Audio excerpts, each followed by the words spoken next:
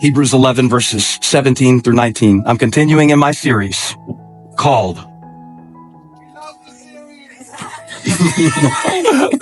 You know what? God bless you. You're my best friend. Can you give me a hug? I appreciate that. What's your name, man? Oh, that made me so happy. You love it? I love you. What's your name? Torsten. Say it. Torsten. Yes. Torsten. I'm an usher right over there. Ah, Torsten the usher! Now, I asked you something, Torsten. Do you feel like God has called you to be an usher? Definitely. Yeah. I love this so much. He said, definitely, I love it so much. Do you have the calling of ushing? I hope so. I hope so. Okay. So you're going to love this, Torsten. I'm going to talk today a little bit about how God calls us all to do some things, and then he calls some to do certain things. I love it. And in the theology of it, you have the universal calling of God and then the particular calling of God. And there are some things that God has not called us all to do. And thank God for that. Yes. Today, we're going to talk about a man named Abraham. God called him to have a baby at age 100. How many thank God that God has not called us all? Trusting. So we're going to talk about today how God has called us all. And that includes you. In the South, we say, God called y'all. God called y'all. And in Hebrews chapter 11, he's giving the whole hall of faith, all these heroes, and he brings up Abraham. And I'll show you in a few moments where God called his name twice, because that's the theme of the series. Simon, Simon, Moses, Moses, Martha, Martha. What other ones have I done? Jacob, Jacob. I've been studying all 7 of them, so I'm mixed up which ones I've done. Saul, Saul, Paul, Paul. And this week is going to be Abraham, Abraham. But I want to go back through the lens of Hebrews 11, where we're given a list of all of these amazing things that God called people to do. And they are particular things, so that we're not all going to lead a nation like Moses did. I don't want to. Who would want to be the president of this country ever for any reason whatsoever? And you may say, well, God doesn't call me to preach or to sing. I don't want to do those things. Well, there are some things that God has called us all to be. Right. Kind. God has called us all to be patient. God has called us all to be forgiving. God has called us all to be generous. God has called us all to have faith. God has called us all to be more than conquerors. God has called us all to be agents of healing, the light of the world, the salt of the earth. And we're given this example of Abraham to help us with that. Look at Hebrews chapter 11, verse 17. By faith, Abraham, when God tested him, I want you to remember that God tested him. When God tested him, he offered Isaac as a sacrifice. That was the son that he waited till he was 100 to have. He who had embraced the promises was about to sacrifice his one and only son. Verse 18. Even though God had said to him, it is through Isaac that your offspring will be reckoned. Now that's really heavy. And I've been saving this sermon because I was intimidated to preach it, because it's honestly a very disturbing story in the Bible where God told Abraham, take your son that you love and offer him to me as a sacrifice. And moving beyond the differences in that time period when child sacrifice was acceptable in the culture, it is still a very, very difficult story for us to read or to talk about. But we're going to talk about it today. We're going to talk about it today through a certain lens, because look what it says in Hebrews chapter 11, verse 19. It says, Abraham reasoned that God could even raise the dead. And so, in a manner of speaking, he did receive Isaac back from death. And we know that this is a shadow of another son thousands of years later, who would be sacrificed for our sin. And Abraham, who did not have to kill his son, is a prefigure of a father who would go through with it, but raise him from the dead. But Abraham didn't know that story yet. And so sometimes we are having to live in experiences that we have no frame of reference for. And that's what I want to talk to you a little bit about today. It's a simple message, but a profound truth that the Lord showed me. This message is about a certain moment in your life that you will come to from time to time, not just once, but many times. And I'm calling the message, when God says, let go. When God says, let go. Because sometimes he will. Sometimes he will tell you, you're holding it too tightly. And God will say, let go. Sometimes he'll tell you, this is through and you can't do anything about it. And he'll say, let go. And we want to talk today about what to do when God says, let go. Father, release your word with power and precision. Right now, I thank you in advance for the clarity that you will give me as I preach this word to your children. In Jesus' name, amen. You may be seated. When God says, let go. Put that title in the comments, please, on YouTube. When God says, let go. Control freaks, buckle up. We're going to talk about when God says, let go. Helicopter parents, bring it in for a landing for the next 30, 40, 45 minutes. We're going to talk about when God says, let go. Now, I need to go in very strongly from the beginning. So let's skip the part of the sermon where you fish your gum out of your purse and half listen to what I say while I tell you a story that doesn't relate to anything so you can get settled in. And let me just give you a principle right off the top, because I feel like there are some heavy situations people are carrying today, and God is saying, let go. When the Bible says in Hebrews chapter 11, verse 17, when Abraham was tested, the specific tense that the language uses of the New Testament, which is Koine Greek, is in present continual tense. So it doesn't mean that Abraham had one moment where his faith was tested and it was over. It's talking about how faith is tested with every step of faith that he took. When the Lord told him to go to a mountain and sacrifice his son, he didn't know that God would provide a ram in the bush and he wouldn't have to do it. So he was tested. Now, this is something I would love for you to write down. It's a little bit long, but I think it's powerful. When your faith is being tested, there is something God has already taught you that he is calling you to trust in. When your faith, not if, but when your faith is being tested, there is something that God has already taught you that he is calling you to trust in. God would not be giving you this test if he had not given you the lesson. He's a good teacher. He wouldn't put something in front of you that he didn't prep you for. So we learn to shift in these seasons of testing to try to remember, God, what is it that you've already taught me that you are calling me to trust in this moment? Let me say the whole sentence one more time. When your faith is being tested by a medical diagnosis, when your faith is being tested by a dry season in your own soul, when your faith is being tested by the way somebody is acting toward you that's unfair, but you can't stop it, when your faith is being tested by doubts that just seem to keep coming and multiply in your mind, when, not if, your faith is being tested, you're in good company. The father of our faith, Abraham, was tested. And when he was tested, not just once, but many times, there was something that God had already taught him that he was calling him to trust in. So if your faith is being tested, and it will be tested, and if it is not being tested today, let me see you at 2 p.m.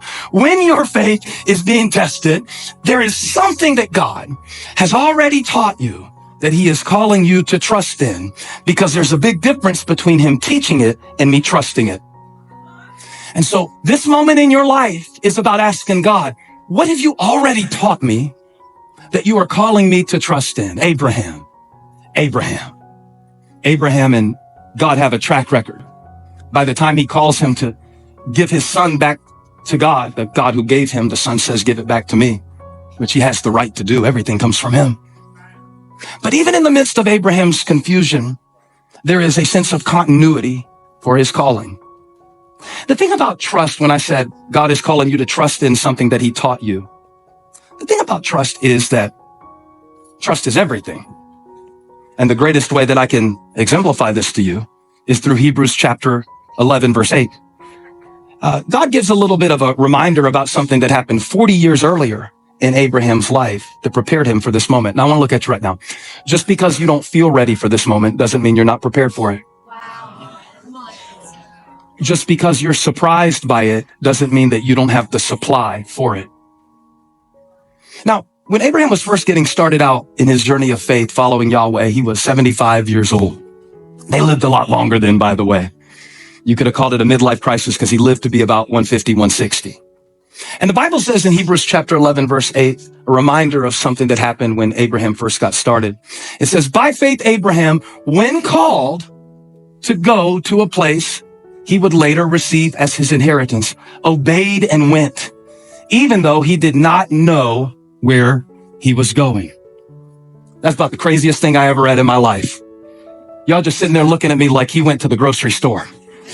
I just told you this man uprooted his entire life because of a God he had never heard from, told him to go to a place that he wouldn't give him any details about, and there was no Waze app on Abraham's iPhone -34. So he went and obeyed, even though he didn't know. Somebody say, even though. Even though. Even though he didn't know where it was leading, he set out in faith. And the thing about this kind of trust in your life, my life, Abraham's life, Simon's life, Martha's life, Mary's life, Moses' life, when we go through all the people in the Bible, we get a panoramic view of the patterns that apply to all of us, kind of a sampler of what different people went through that they had to trust God with and steps that they took. And then we find ourselves following in those footsteps. And trust is a funny thing because the deeper the level of trust, the less the need for details. The deeper the level of trust, the less the need for details. Can I break it down? Holly went to get her nails done yesterday. I trust her. I didn't check my phone to see if she actually went to get her nails done. I didn't ask her how long she was going to be there. Who's going to be doing your nails? What kind of acrylic are you planning to get today? And are you going to pay for the extra $20 thing where they put the little things on top of the things? Because I trust her. She won't spend it if we don't have it. And she won't lie to me about it if she does. She'll tell me I spent 20. I don't even have to ask her. Just go get your nails done. I trust her. This is not a marriage seminar. This is not a parenting seminar, but let's pretend like it is because it involves a father and a son. With teenagers, how many of you have teenagers? When you trust your teenagers, you are delusional. Just kidding. When you trust your teenagers, because, they can develop a track record that you trust them, right? And if you have a teenager that you feel like you can trust as much as you can trust any person, including you, because some of y'all can't even trust the teenager that's still living in you. So how in the world would you completely trust your teenager? But when they have exemplified trustworthy behavior, even though they have a sinful nature, it changes things. If you don't trust your teenager, every time they want to go somewhere, you need details. So they will ask you, can I go to the movies? And you will say, I need some details. Somebody put it in the chat. Say details. Tell your neighbor, I need details. Tell them, if I don't trust you, I need details. So can I go to the movie? What movie? What theater? Who are some of the actors in the movie so I can see if you really plan on seeing this movie? What time is it playing? Who else is going to be on your row? What seat are you sitting in? Show me a screenshot of those seats right now. Will there be popcorn involved? How much butter do you plan on pumping on that popcorn? Because the less I trust you, the more I need details. If I trust you, can I go to the movies? Sure. Be home at 11:30. We don't need the details if we have the trust. And the deeper the level of trust, the less the need for details. The guy who started the church with me, he could walk up to me right in the middle of preaching right now and put a contract here and say, I need you to sign this while you're preaching. And I would keep preaching and sign it and hand it back to him. I wouldn't ask him what it was about. Maybe you think I'm an idiot, but we've had experiences together. It would not matter what that particular document said. It is through the first time I met him, I needed details. Now, let me tell y'all something because I really want to set this frame so that we don't get lost in an epic story about killing your son or your daughter, which is not what the text is about. It's about trust. God is not calling you to kill your child. You might wish from time to time, but using humor just to lighten the mood so we don't get caught in something that we can't understand and contextualize in our day. This is about trust. The test that you're in right now is about trust. When we started the church, I had 8 families who I asked to come with me. This was 20 years ago. 21 years ago, I said, I'm called to start a church. And I believe y'all are called to come with me. But here's all I told them. I said, we're going to start a church in a big city somewhere in America. That was the whole pitch. I had not read the sales books yet about how to sell people on your vision. And as a matter of fact, I didn't really want them to know what city we were going to because I didn't know yet. And I believed that God knew. And I didn't want them to make a commitment based on a city. I wanted them to make a commitment based on a calling. I didn't want them to commit if we were going to Miami because they like warm weather. I wanted them to commit even if we went to Minnesota. But I didn't want to tell them Minnesota so that they would say yes, and then they'd have to go to Minnesota because I wanted to trick them into trusting God, not me. So I look back on that and I think, my goodness, how did they trust so much when they were told so little? Somewhere in the United States of America, we couldn't have known we would be in such a wonderful city as Charlotte, North Carolina.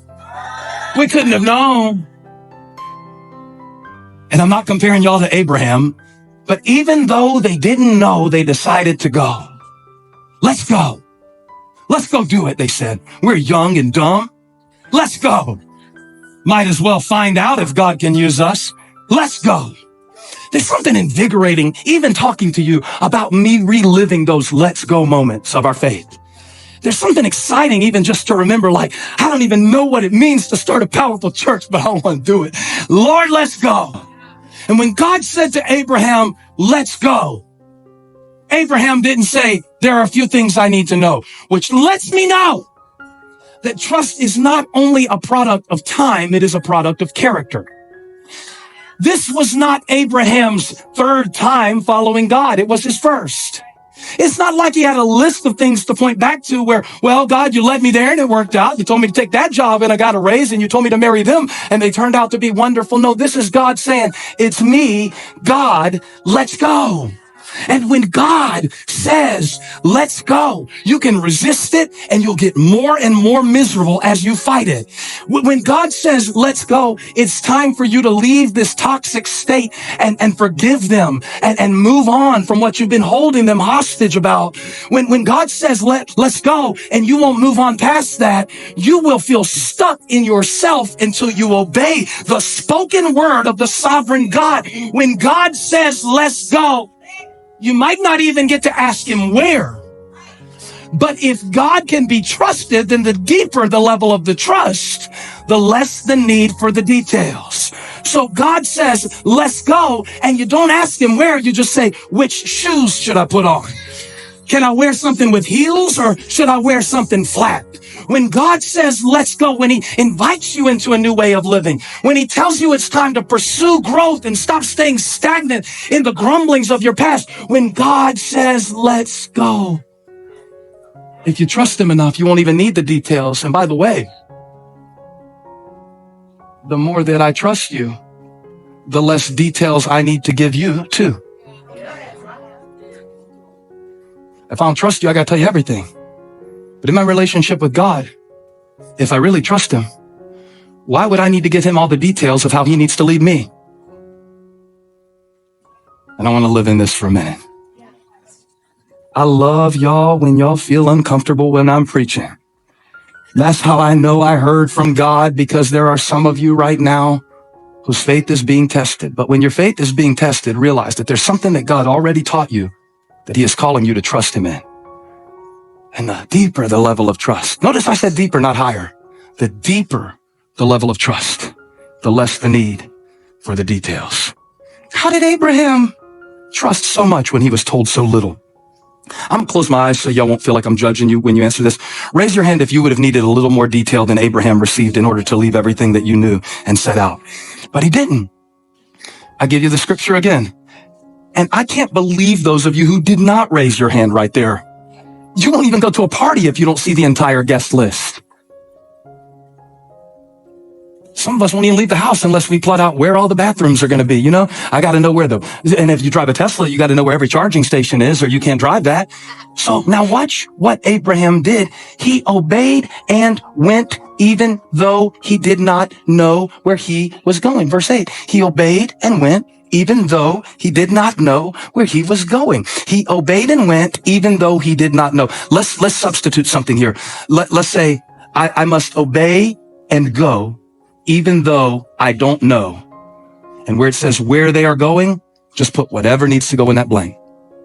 If I don't know how God is going to do it, I don't need the details because my trust in him is deeper than the details.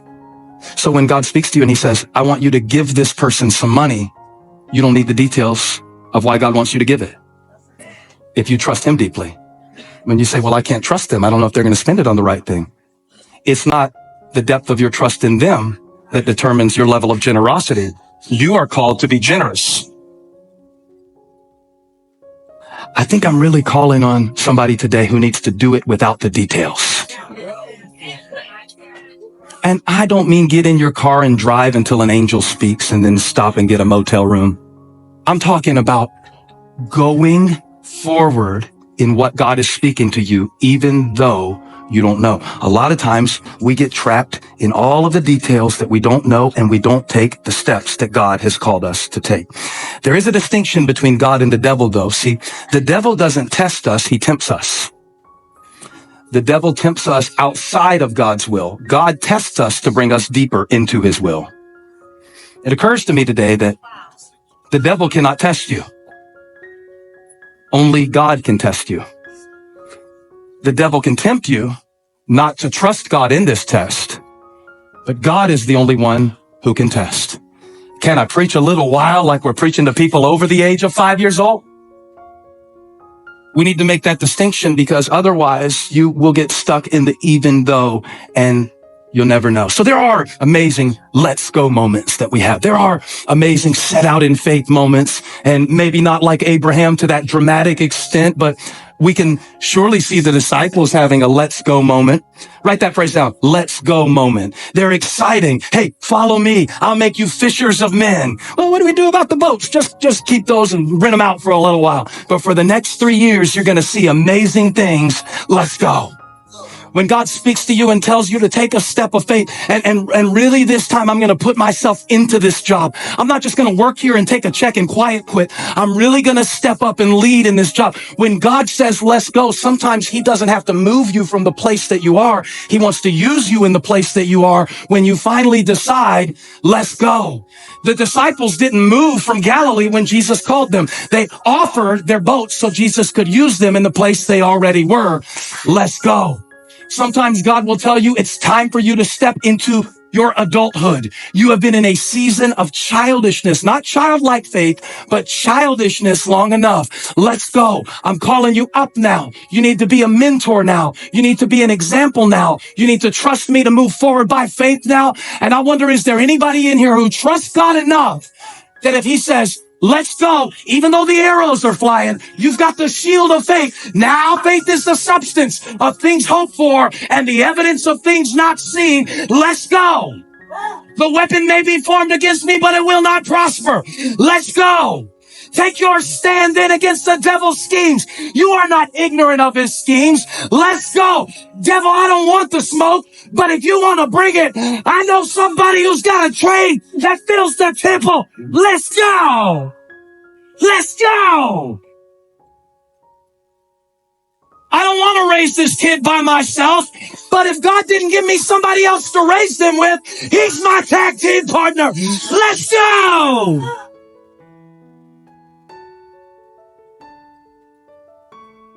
And Abraham went 1,500 miles. Can you imagine? 1,500 miles without an app, without an Uber, without a GPS coordinate. Feels like that sometimes, but there is the voice of God saying, let's go. Notice he said, let's go. Let us go. I'm going to do this with you. Well, I need the details. Let me give you another example so I can make this so practical that but you will have no excuse either to obey it or disobey it when the Lord speaks it to you. When I go on a trip for ministry, if I go alone, I need every detail. But if somebody comes from the staff to support me, I don't need to know the details because I've got somebody with me that I can depend on.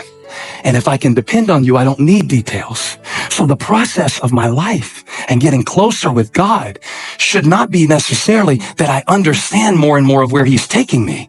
That's why we get confused when we run up on seasons that we didn't see coming, because we think that the depth of our faith in God will bring clarity about the details of where he's leading.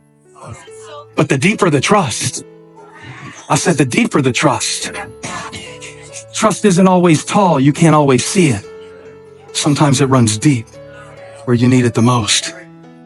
And I believe that's how Abraham was able to say, let's go. And then, after God spoke to him at age 75, leaving a metropolitan culture for a nomadic one, everything about his life seems to be going backwards when he sets out to follow God. Abraham wasn't moving on up. Y'all never even seen a TV set.